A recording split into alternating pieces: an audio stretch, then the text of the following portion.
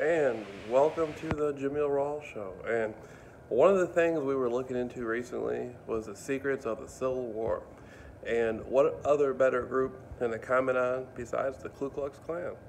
The Ku Klux Klan existed before the Civil War, and one of the first representations the Ku Klux Klan had to the public was the Knights of America. And the Knights of America, of course, was a fraternal organization. Then you had the Knights of the Golden Circle, you had the Knights of the Golden Triangle, you had the Knights of the Golden Square.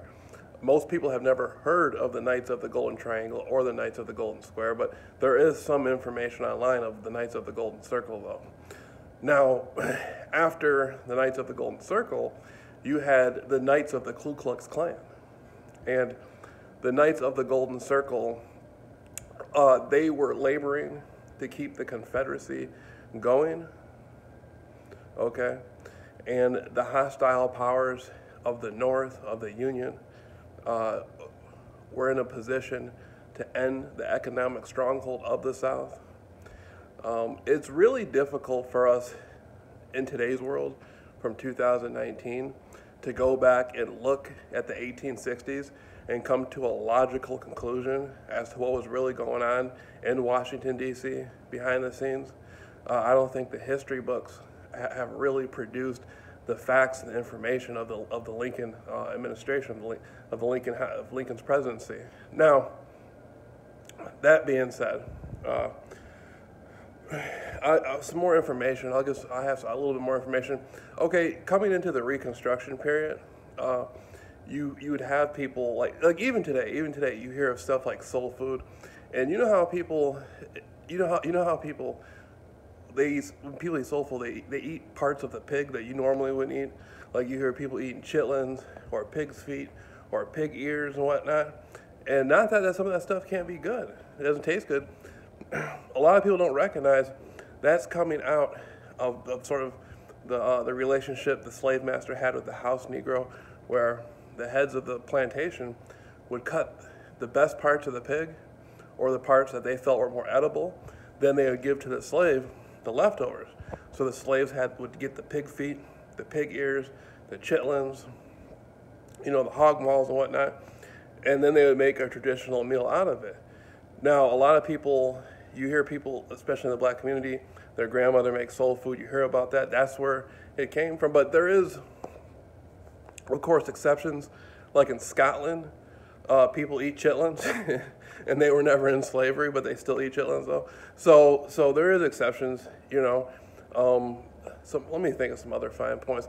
I've noticed that a lot of people in today's generation, within what you would call the African American black community, have not really looked into the Reconstruction period and how the Union, Washington, D.C., rewrote the history books, and the Confederacy was never able to establish a chronological order of their perception on the Civil War and the aftermath of the Civil War.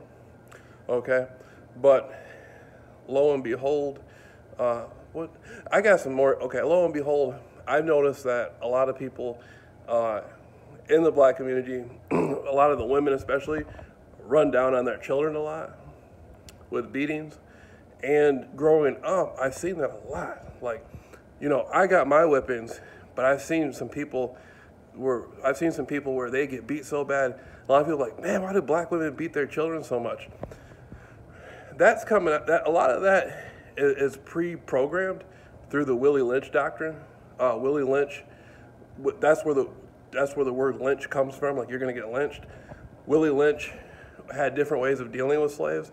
There was a protocol on most of the plantations coming out of the Willie Lynch doctrine, and it was installed in a lot of the mothers' minds through slavery that if they didn't whip their children and keep their children in line, then the plantation master would whip their children and keep their children in line, and the master of the plantation, the hired help that they have to watch the slaves, it's going to be 10 times worse if they do it. So even in today's world, a lot of black people in the black community, they'll whip their children real bad. But a lot of that is instinctual. It's generational. It goes right back to slavery. When if you didn't keep your children in line, the slave master might kill one of your children. He might beat your children so bad your children would die. So this is like a subconscious belief. This is a subconscious belief that was instilled during slavery, going through the Willie Lynch doctrine and all that, and it's still within the consciousness of the people in the black community. They don't know. No one's ever sat down and explained this kind of stuff to them, right? So now we're going to the Reconstruction period. I got some good information coming out of the Civil War. I got some real good stuff coming out in the Civil War. The 1840s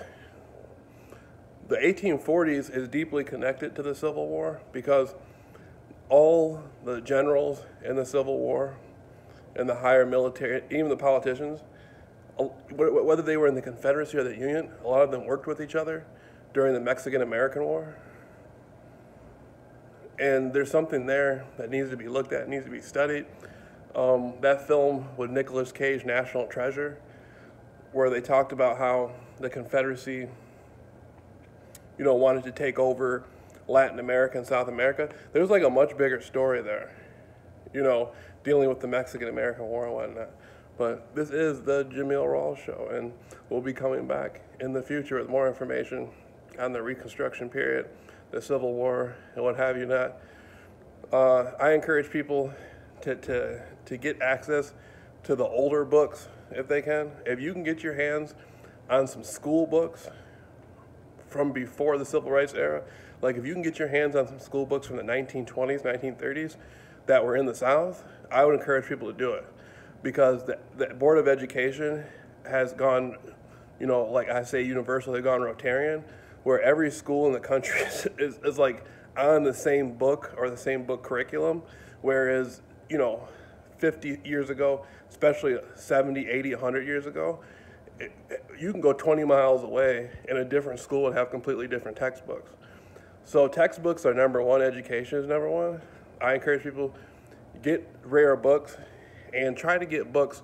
Like for me, my ideal level of books, if I could get some on the Civil War, it would be the books the Confederacy had before the Civil War started. A lot of the books were European books in nature. A lot of the art that people looked at back then was European art. America was still in a position, especially for the colonists, America was still in the individuation period where they hadn't self-discovered their own identity. They hadn't really discovered their own identity. They were still reading French books, French art, whatnot. But you still can get some books, dictionaries. That'd be so great. Get some dictionaries of what the Confederacy was using at that point in time in history back then.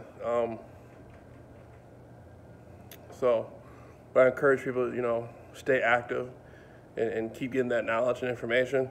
And now because of the internet, the real information's coming out. Because before, we didn't know, like growing up, you didn't know anything more than what that you learned in third grade or what your family members told you on the Civil War. And now there's information coming out from not just in the States, but from other countries around the world. So I encourage people to stay active in their educational development. Okay, on the Jameel Rawls Show.